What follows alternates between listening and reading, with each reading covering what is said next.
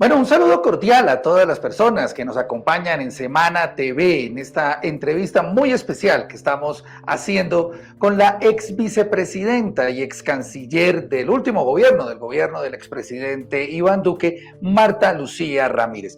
Doctora Marta Lucía, bienvenida a Semana TV.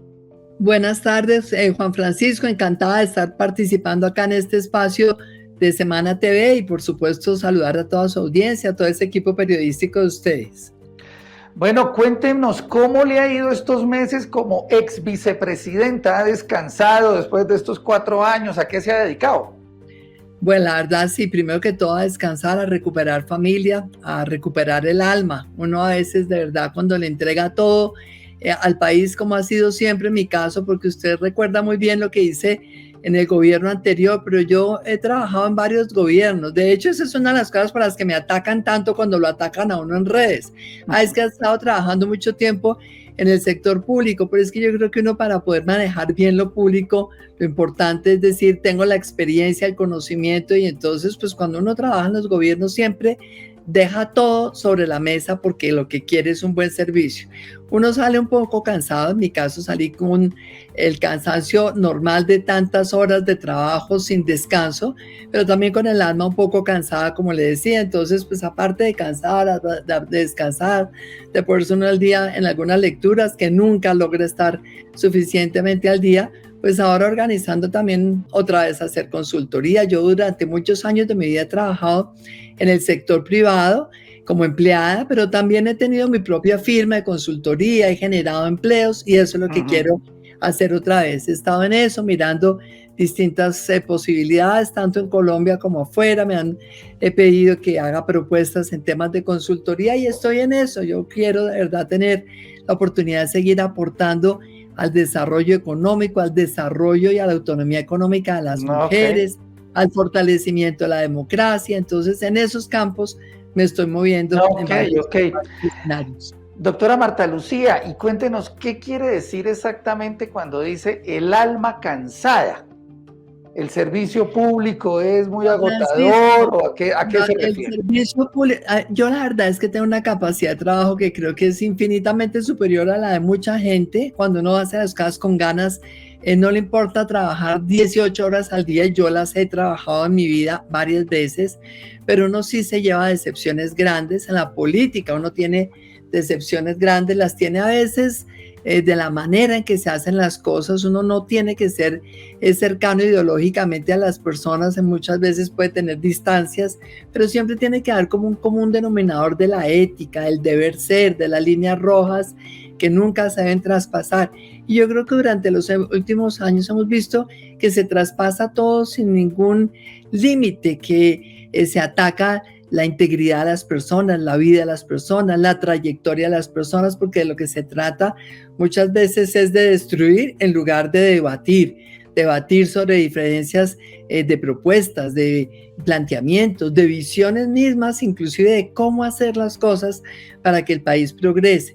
Y uno también a veces tiene decepciones inclusive de gente cercana, porque al final del día uno encuentra que hay unos que ejercen el poder pensando en el poder per se y hay otros que ejercemos los cargos pensando en el servicio, porque eso es lo que es fundamental.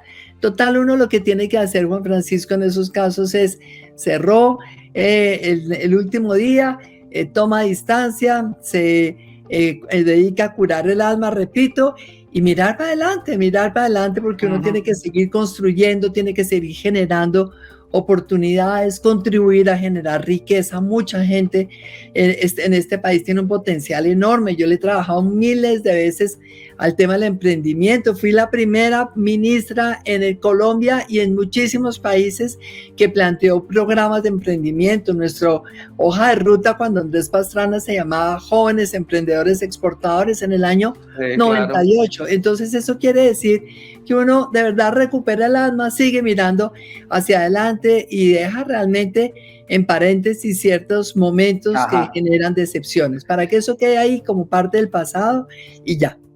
Bueno, pero cuéntenos de qué o de quién salió decepcionada en el último periodo. No, Francisco, no vale la pena. Eso yo ya, parte de mi proceso de curación ha sido mirar adelante. No me quiero enganchar en lo que ha debido ser, en lo que hubiera podido ser diferente o mejor.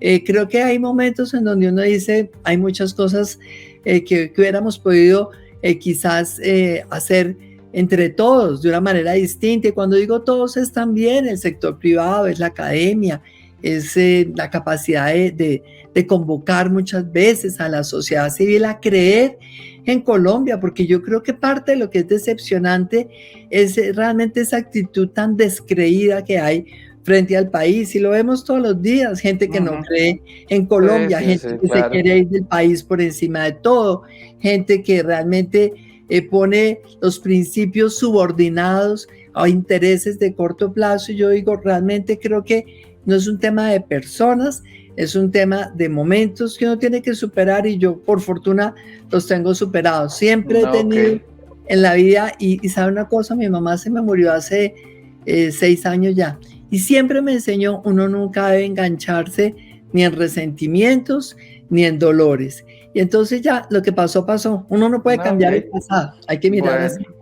Bueno, pues bueno, doctora Marta Lucía. Bueno, antes de hablar de algunos temas puntuales de lo que ha venido sucediendo en los últimos meses y de lo que puede suceder hacia el futuro, quisiera preguntarle, así como de manera muy general, ¿qué impresión ha tenido de estos casi 6 meses del gobierno del presidente Gustavo Petro? Pues bueno, yo creo que la que todos los colombianos tenemos es un gobierno que llega con un ímpetu muy grande a generar un cambio, y creo que todos en Colombia queríamos un cambio en distintos, digamos, sectores o en distintos escenarios. Pues todos sabemos que el país está en un proceso de evolución constante desde siempre, y siempre queremos, cuando hablamos de cambiar, es seguir mejorando, seguir mejorando. Yo creo que a veces el discurso del cambio per se genera mucha incertidumbre, también genera parálisis, genera sobre todo expectativa, a veces desconfianza, y creo que pues realmente hay muchos temas en donde todavía no vemos claro hacia dónde va y cuáles van a ser realmente los resultados, porque yo creo que ninguno llega a hacer borrón y cuenta nueva, no puede hacerlo. Estamos en un país de instituciones, estamos en un país con un Estado de Derecho, estamos en un país que tiene una historia económica, política. Entonces, pues acá realmente decir que vamos a hacer borrón y cuenta nueva, pues no se puede, no se debe, no lo debemos de ninguna manera permitir. Cambiar sí para seguir mejorando, cambiar sí para seguir fortaleciendo. Y yo creo que todavía realmente no es claro cuál va a ser el horizonte del gobierno y del país a 4 años. Hay cosas que preocupan, lo sabemos bien. De todas maneras, sabemos también que hay una expectativa ciudadana muy grande, Juan Francisco, porque el crecimiento de la economía, por ejemplo, es algo que va a determinar qué tanto se puede hacer en ciertos campos, y sabemos que lamentablemente el crecimiento de la economía no va a ser tan bueno, por lo menos no durante los próximos 2 años. Nosotros tuvimos un crecimiento del 10.7% después de la pandemia. El gobierno anterior dejó creciendo el país a un 8%, y todas las proyecciones del Fondo Monetario, el Banco Mundial, todo el mundo dice la economía colombiana, si acaso, va a crecer un 1.3% en el año 2023. Por fortuna tenemos un ministro de Hacienda que es un hombre serio, un hombre conocedor realmente de las cifras, de los sectores. Entonces, ese crecimiento económico va a ser determinante para que se puedan hacer cosas que de verdad mejoren la calidad de vida de la gente. A mí me parecen sectores como, por ejemplo, el de la infraestructura, muy importante que se siga mejorando lo que ya se venía haciendo, y en eso tengo que reconocer, nosotros tampoco arrancamos de cero. Este país, por ejemplo, hace ya unos años empezó, por ejemplo, a fortalecer toda la arquitectura institucional del sector de la infraestructura. Se creó la Agencia Nacional de Infraestructura. Nosotros seguimos fortaleciéndola. Nos inventamos entonces que había que darle mucha más transparencia al sector de infraestructura después de ese desastre vergonzoso, absolutamente reprobable de Odebrecht, y dijimos hay que hacer los pliegos tipo. Pero la ejecución en materia de obras de 4G fue bastante positiva. La confianza que generamos en empresas de infraestructura nacionales e internacionales fue total para que realmente tuvieran la decisión de invertir en Colombia, y ahí hay un sector donde creo que el potencial es muy grande, porque hay que ver realmente qué es lo que viene por delante, porque todos vemos el atraso del país en infraestructura es tan grande. Sí, señora. En un momento con entregar 4Gs dentro de un año, las que no se han terminado en el gobierno anterior, hay unas 5G que se dejaron definidas. Sí, okay. Yo creo que hay un tema muy importante que le reconozco a este gobierno, es haber sido capaz, a pesar de tantos ataques internos y externos, a una obra monumental como la del Canal del Dique. Le reconozco a este gobierno que en un momento determinado dijo, más allá de la politiquería, este es un proyecto que tiene un impacto ambiental, un impacto social, un impacto económico, que decidieron hacerlo de todas maneras. Y eso es algo lo que uno dice es muy positivo, pero creo que hay que lograr realmente que señales que se mandan, por ejemplo la del sector de la salud, son señales que realmente generan mucha confusión, que generan desconfianza, y hay que lograr entonces que los cambios sean para mejorar, pero no para volver atrás en el pasado 30 años, ni tampoco para hacer borrón y cuenta nueva. El país no necesita adanes, no necesitamos empezar el mundo desde hoy, sino mejorar todos los días. Déjeme, ahorita le pregunto por varios temas que usted ha hablado, doctora Marta Lucía, en esta respuesta, pero digamos para meternos un poquito con los temas económicos. Digamos, bueno, el tema de la transición energética, por ejemplo, del tema de la no suscripción de nuevos contratos de exploración y explotación petrolera y todo lo que el país puede perder hacia el futuro, según al menos lo que han dicho varios expertos, pues es uno de los temas que más inquieta. ¿Cómo está usted viendo el manejo de esa transición energética en el gobierno de Petro y esas confusiones que hay ahí entre la ministra de Minas, el ministro de Hacienda, el mismo presidente Petro sobre ese tema de los hidrocarburos? Bueno, pues la verdad, Juan Francisco, sabemos que este es un sector que desafortunadamente se ha tomado, digamos que por parte de algunas personas, de manera muy ligera para atacarlo y para controvertir todo lo que significa obviamente el desarrollo minero-energético basado en recursos naturales, basado obviamente en energías no renovables. Y si bien es cierto que todos queremos avanzar hacia la sostenibilidad, hacia la emisión cero en materia de carbono y obviamente lograr realmente que Colombia tenga ese liderazgo que también obviamente empezó en el gobierno anterior y que le valió un reconocimiento internacional, lo cierto, Juan Francisco, es que hay que ser realistas y hay que entender que el mundo entero quisiera cero riesgos para que se siga aumentando la emisión de gases y que esto siga afectando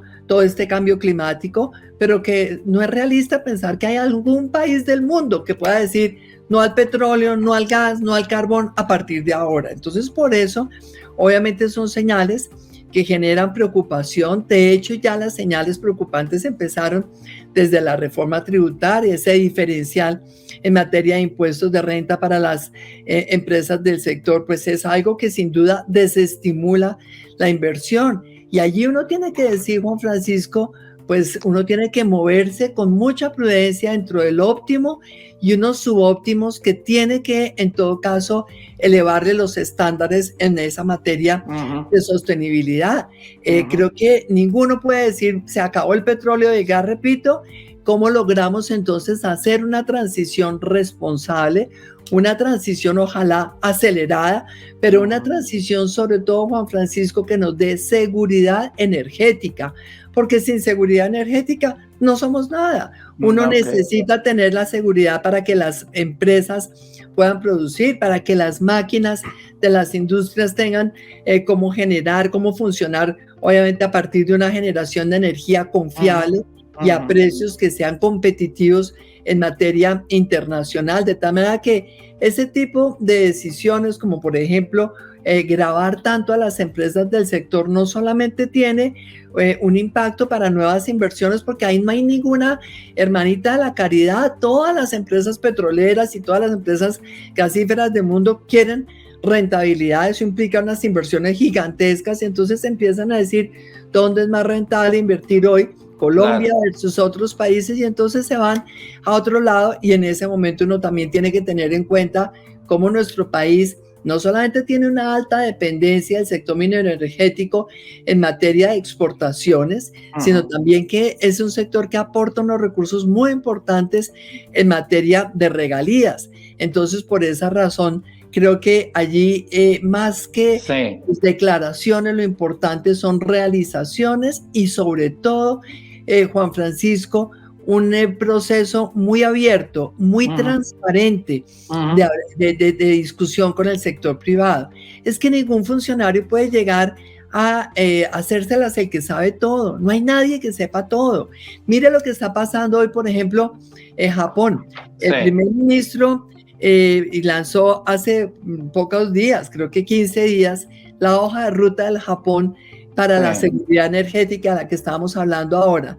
Y el primer ministro Fushida dijo, nosotros no podemos de ninguna manera hoy decir que Japón pueda tener seguridad energética si no volvemos a la energía nuclear, que era algo que habían descartado totalmente. Hoy Japón dice, tenemos que seguir generando energía, obviamente solar, tenemos que ver cómo profundizar la generación de energía eólica, pero tenemos que volver a la energía nuclear.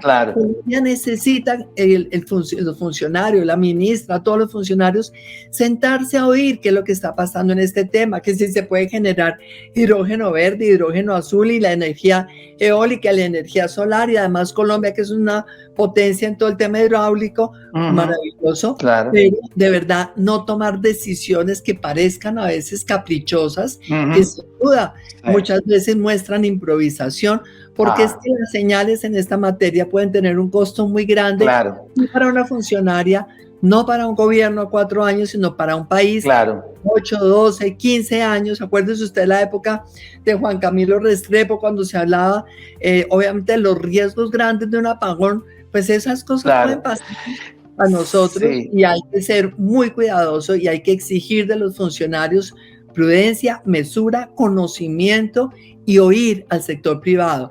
Uno no se tiene por qué prevenir frente al sector privado. Uno supone que los funcionarios quieren de verdad explorar todas las opciones que le convengan al país. Y hay mucha gente del sector privado que no solamente tiene el conocimiento y la autoridad para decir en un momento determinado lo que conviene, sino también que hay muchos que están pensando de verdad en el país. Entonces yo creo que en ese sector, lamentablemente, pues hemos visto demasiadas declaraciones, bastante improvisación y unas señales que no son nada positivas realmente para atraer inversión, que es lo que están buscando hoy casi todos los países. Uno ve a todos los países viendo cómo aumentan la inversión en el sector energético, y Colombia parecería que no se diera cuenta de lo que está pasando en el mundo. Sí, óigame, doctora Marta Lucía, me llama la atención algo que usted dice sobre ese tema de escuchar a todas las partes. ¿Usted cree que la ministra de Minas, Irene Vélez, no está escuchando a todas las partes en este tema de la transición energética y de los hidrocarburos? Pues a mí me da la impresión que tiene una posición que desde el punto de vista personal, de pronto ideológicamente puede tener ciertos elementos que además compartimos, pero que está realmente desconociendo la opinión de varios, entre otros de sus propios funcionarios. Cuando uno oye las declaraciones de la ex viceministra, uno dice, Dios mío, uno no puede de ninguna manera poner en riesgo la seguridad energética de un país simplemente por querer presumir de que toma decisiones por encima de todo y de todos. Me parece que hay que recomendarle, ¿verdad? Yo he oído que es una persona muy inteligente, he oído que es una persona muy dedicada. Pues bueno, toda la inteligencia al final del día hay que combinarla con mucha inteligencia emocional, escuchar, argumentar, debatir y al final decidir. Eso es lo que hacemos las personas normalmente, y cuando uno tiene esa decisión en sus manos porque está al frente de un ministerio, creo que hace falta escuchar siempre a todos, sus funcionarios, sus colaboradores, sus colegas en el gabinete y por supuesto al sector empresarial, que es muy importante. Ok, sí, señora.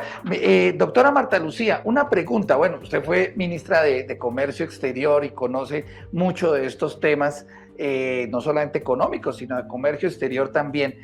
¿Qué tanto impacto puede tener en la economía colombiana una devaluación, un crecimiento del dólar o un dólar tan alto como el que sigue habiendo en este momento en Colombia? ¿Eso qué tanto impacto en la economía puede tener?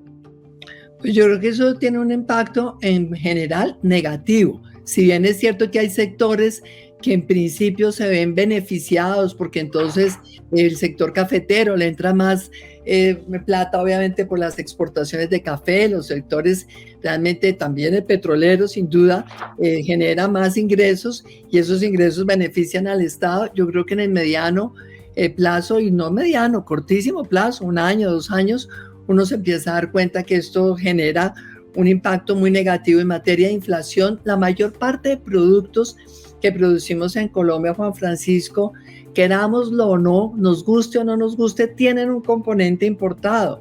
La maquinaria, el equipo, la tecnología, las materias primas, muchas vienen del exterior. Eso es lo que sucede en el mundo real, en el mundo de hoy, en el mundo globalizado, que no vamos a poder de ninguna manera revertir.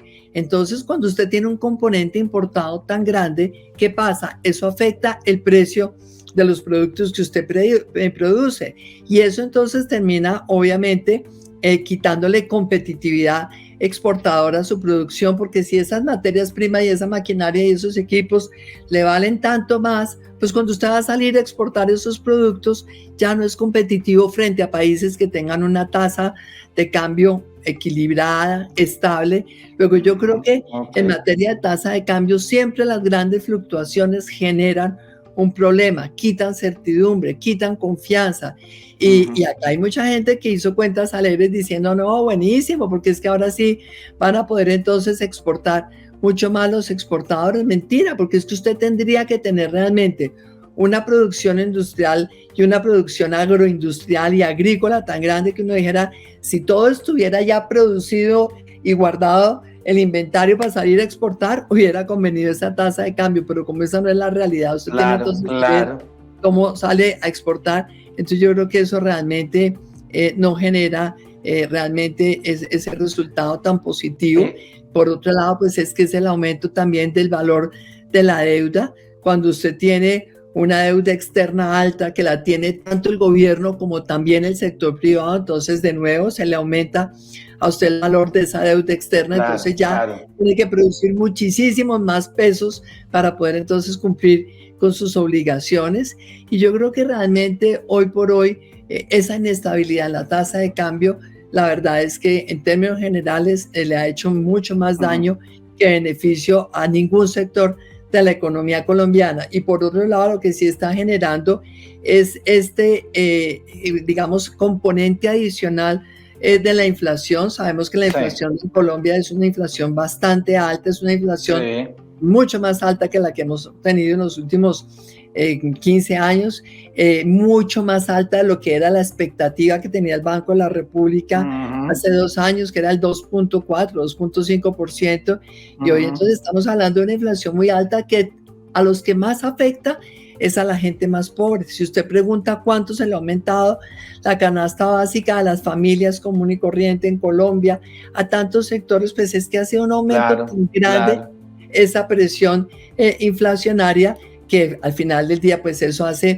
muchísimo daño. Entonces yo siento que todo esto lo que está generando es una percepción de riesgo mayor sobre Colombia, y eso termina entonces afectando pues toda la inversión, termina afectando obviamente el nivel de vida de las familias, y eso termina pues obviamente en el caso de Colombia generando también unas primas de riesgo en general para Colombia que no conviene. Colombia es un país que dentro de las economías emergentes, las economías latinoamericanas, ha tenido una mejor posición, de más credibilidad, de menor riesgo, y ahora vemos que desafortunadamente pues esa prima de riesgo es más alta. Entonces creo que todo lo que deteriore la estabilidad y la confianza en Colombia termina pasando la cuenta de cobro por un mayor riesgo de la economía. Doctora Marta Lucía, le cambio el tema porque usted durante el gobierno del expresidente Uribe fue también ministra de Defensa y conoce de los temas de seguridad y defensa en el país. ¿Usted cree, en su opinión, que un cese bilateral del fuego, como el que ha planteado el gobierno del presidente Petro con organizaciones armadas ilegales, delincuenciales, pues sí es como el camino para conseguir una paz total, como está empeñado el gobierno del presidente Petro? Yo la verdad no lo creo y lo digo respetuosamente. Usted sabe muy bien, Juan Francisco, en mi caso yo fui ministra de Defensa y siempre fui una persona totalmente convencida de que uno no logra en nuestro país una paz verdadera, si no es, por un lado, fortaleciendo sin duda las instituciones, el Estado de Derecho, el respeto a los derechos humanos, que fue un tema en el que siempre fui muy exigente cuando fui ministra de la Defensa, sino también, por otro lado, obviamente fortaleciendo la justicia, dando señales inequívocas de que acá no hay nadie que se pueda salir con la suya frente a la ley. Entonces, cuando uno ve realmente que la situación hoy parecería indicar que los que han sido delincuentes y criminales pues se pueden salir con la suya, eso más que una paz total lo que puede generar es una gran impunidad en detrimento realmente de las condiciones de seguridad de los colombianos. Uno no puede hablar de paz total cuando los colombianos del común están viendo que todos los días hay mayor riesgo en las calles, que todos los días vemos de verdad que hay un montón de grupos y de bandas y de grupúsculos que están afectando realmente a la ciudadanía, porque no es cierto que usted se pueda sentar a negociar con ellos, porque ellos no tienen una motivación política, ni les interesa el país. La gente que está en el narcotráfico puro y duro no tienen motivación política. Usted les puede ofrecer casa, carro, beca, como en la época del presidente Betancur. Usted les puede ofrecer sillas en el Congreso, como pasó con el acuerdo del presidente Santos, y esa no es la motivación. La motivación de ellos, de algunos de ellos, es el narcotráfico puro y duro. Entonces yo sí creo que el país ha pasado por muchos procesos, por muchos acuerdos, de los cuales tiene que aprender todos los resultados positivos, pero también lo negativo. Yo creo que en este tema es muy importante de verdad darle una señal inequívoca. Los que están dedicados a la actividad del narcotráfico, los que son criminales que están dedicados a actividades criminales, no los puede sentar uno a la mesa como si fueran un actor político. Ahora, por fortuna, creo que en eso el gobierno en algo ha mejorado un poquito su discurso. Sin embargo, me parece que ha sido muy importante, por ejemplo, ahora que el fiscal se haya mantenido firme en su posición de que los que realmente son grupos criminales, pues no pueden de ninguna manera considerarse como actores políticos. Y ese cese al fuego bilateral, cese al fuego, usted realmente no puede decir que hay un cese al fuego cuando está hablando de este tipo de grupos y de bandas, porque el cese al fuego normalmente se da cuando usted tiene organizaciones políticas de por medio que han utilizado la violencia como un instrumento. Porque si usted habla de cese al fuego frente a grupos criminales, lo que está es dejando a la ciudadanía en una total indefensión. Entonces yo creo que el mensaje es preocupante. Uno no puede de ninguna manera sentir que sus policías y que sus soldados de alguna manera estén recibiendo señales de que tienen que dejar de operar frente a los grupos criminales, porque al contrario, la obligación de ellos es operar, la obligación de un policía es operar contra cualquier grupo criminal, contra cualquier grupo al margen de la ley que amenace la seguridad y que amenace realmente esa, digamos, esa posibilidad de vivir en paz. Yo creo que esos ceses bilaterales ya nos han mostrado en el pasado algunos casos, resultados cuando usted ve que sí hay una voluntad real de terminar, por ejemplo, un conflicto, pero cuando usted lo que tiene son grupos criminales, bandas dedicadas al narcotráfico, ahí hablar de ceses bilaterales, dejar al Estado y a la ciudadanía en una total indefensión. Dígame, a partir de eso último que usted dice, doctora Marta Lucía, quería preguntarle algo. Bueno, hay quienes dicen que este tipo de decisiones, de declarar esos ceses bilaterales del fuego, de pedir la liberación de líderes de estos grupos delincuenciales, algunos de ellos incluso pedidos en extradición, pues sí debilita un poco la moral de las Fuerzas Armadas y debilita la misma institución. Usted que fue ministra y los conoce, ¿qué opinión tiene de esto? ¿Eso es un fenómeno que puede suceder? Por supuesto que sí, Juan Francisco, porque primero que todo sé que tenemos unos militares y unos policías que de verdad son gente que entrega todo por su país. De verdad, ese sentido de lo que es patriotismo es lo que usted de verdad siente todos los días cuando está con las fuerzas militares y la policía de Colombia. Reconociendo también, Juan Francisco, que hay sectores dentro de la fuerza pública que en el pasado y ahora y seguramente en el futuro pues han tenido momentos o han tenido personas que no han honrado suficientemente lo que significa ese patriotismo y ese cumplimiento de la ley y ese acatamiento pleno al Estado de Derecho. Pero yo le diría que las instituciones sin duda tienen un 90% o más de gente que se la entrega toda a la protección de los ciudadanos, a la garantía de la defensa de la vida, de la seguridad. Entonces, cuando usted de alguna manera da la señal de que los criminales que han atentado contra los colombianos, que queman vivos en un CAE a unos policías, que violan a una mujer policía sin ningún reato de conciencia y sin nada, esos van a sentarse en una mesa de igual a igual con el Estado, con la institucionalidad. Yo creo realmente que es un mensaje que desanima a cualquiera, a un policía, a un soldado, pero ellos son siempre tan institucionales y tan comprometidos y entregados a su quehacer que yo estoy segura que van a respetar lo que el gobierno decida hacer, pero creo que el gobierno tiene que ser muy cuidadoso en no mandar señales equívocas y equivocadas de lo que se espera y de lo que debe hacer la fuerza pública frente a los grupos ilegales en este país. Y lo que tiene que hacer es confrontarlos, lo que tiene que hacer es trabajar de la mano con la justicia para poder capturarlos, para poder llevarlos a los tribunales, para poder exigirles el acatamiento pleno al Estado de Derecho. Porque de lo contrario también hay que reconocer una cosa, Juan Francisco, todos los soldados, todos los policías tienen mamá, tienen hijos, tienen papá, tienen esposas.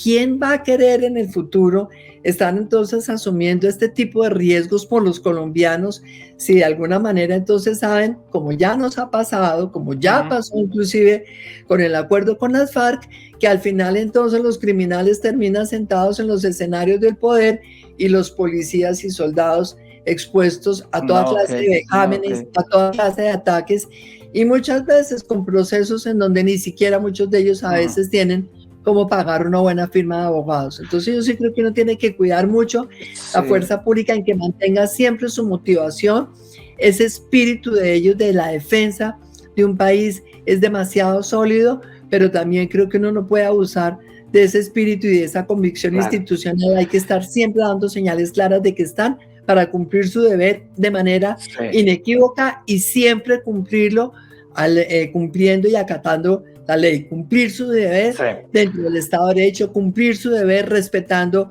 los derechos humanos, cumplir su deber sin ningún tipo de vinculación con ninguna actividad de la ley. Ok, entonces, doctora Marta Lucía, en síntesis, negociación no, sometimiento tampoco, sino combatirlos como determinan las normas. No, yo creo que hay una diferencia importante, Juan Francisco, en el sometimiento, porque al final del día, acuérdese usted que pues, hay una ley que tenemos en materia de sometimiento, donde usted no les está dando el tratamiento de actores políticos, donde usted dice, sí podemos buscar realmente algún tipo de beneficio siempre y cuando de manera clara e inequívoca se sometan a la ley, pero sin que haya de ninguna manera esta asimilación a un actor político que ocasionalmente pudo haber tenido actividades armadas por su, digamos, por su objetivo político, porque esas son las señales que pienso yo que son funestas y que el país realmente no debe aceptar y no lo aceptaría. Y por otro lado también Fíjese, la propia comunidad internacional que siempre ha estado tan dispuesta a apoyar a Colombia en los temas de la negociación de paz y por supuesto en la implementación del acuerdo y todo. Mucha gente a uno internacionalmente le pregunta cómo es esta cosa de que de pronto entonces mañana sea un acuerdo con todos los actores de todos los grupos, de todas, es que Colombia va a renunciar a que haya justicia. Yo digo, no, de ninguna manera es Colombia, este es un planteamiento y hay que ver esto cómo se va aclarando realmente. Sí. Creo que hubo de pronto demasiados anuncios también sin tener suficientemente preparado todo el guión, y hay que ver realmente cómo poco a poco se va aclarando qué es exactamente lo que quiere hacer el gobierno, qué hacer, con quiénes, de qué manera, y creo que acá pues hay mucha gente que va a tener que tomar posiciones. Yo creo que la justicia también todos los días va dando señales claras, no solamente el fiscal, los propios magistrados, las cortes, de que esfuerzos por la paz todos queremos hacer, pero no al costo de una ingenuidad que nos termine llevando a épocas peores en materia de seguridad y de riesgo para la ciudadanía. Ok, doctora Marta Lucía, otro tema en el que nos gustaría conocer sus impresiones, y bueno, usted fue canciller, ministra de Exteriores en la última etapa del gobierno del expresidente Iván Duque, pues es precisamente este tema de las relaciones internacionales, en el cual pues el tema de la reanudación de las relaciones con Venezuela ha causado mucha polémica en el país. ¿Cómo ve usted esa decisión del presidente Gustavo Petro de reanudar relaciones con Nicolás Maduro? Pues yo le digo con toda la franqueza que a mí esa es una de las áreas del gobierno en donde tengo como sentimientos encontrados. Porque por un lado uno sabe que en la comunidad internacional hay mucho pragmatismo, que hay mucha gente entonces que por un lado tiene el discurso de la democracia, pero que por otro lado están haciendo negocios con el régimen de Venezuela. Entonces uno dice, entonces, ¿qué? ¿Colombia qué?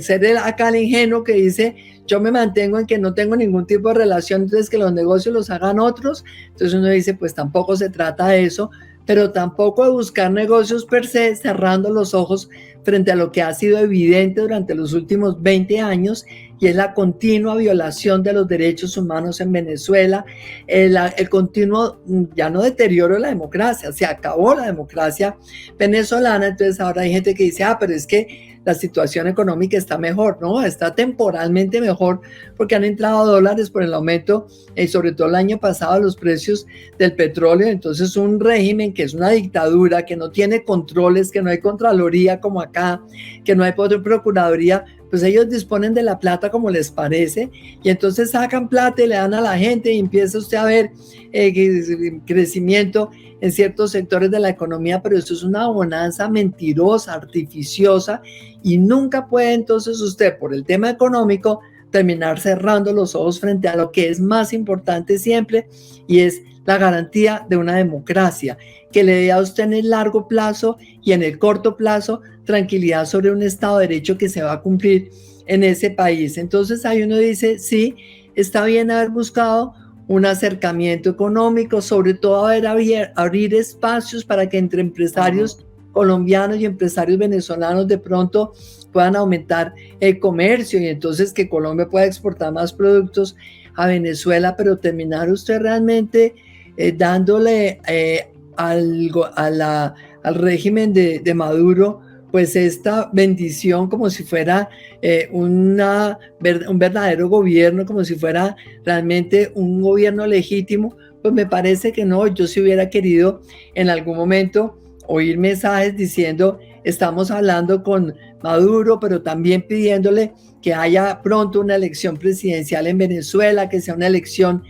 totalmente garantista de la participación de todos los sectores de la oposición, una elección que tenga instituciones creíbles, un consejo electoral creíble, unas instituciones electorales creíbles. Algo de ese estilo uno diría hubiera sido maravilloso, pero eso no ha sido así. Uno oye a veces declaraciones de funcionarios del gobierno muy duras frente a otros países y bastante blandengues frente a lo que pasa en Venezuela. Entonces le digo, tengo sentimientos encontrados porque me parece bien que empresarios colombianos exporten a empresarios venezolanos, que sobre todo la frontera se reactive, que el norte de Santander, en lugar de tener toda esa informalidad, además pueda realmente tener inversiones e inclusive que se establezcan plantas industriales en Cúcuta, en norte de Santander, para exportar a Venezuela. Eso está bien, pero no dejar jamás de exigir que haya esa transición hacia una democracia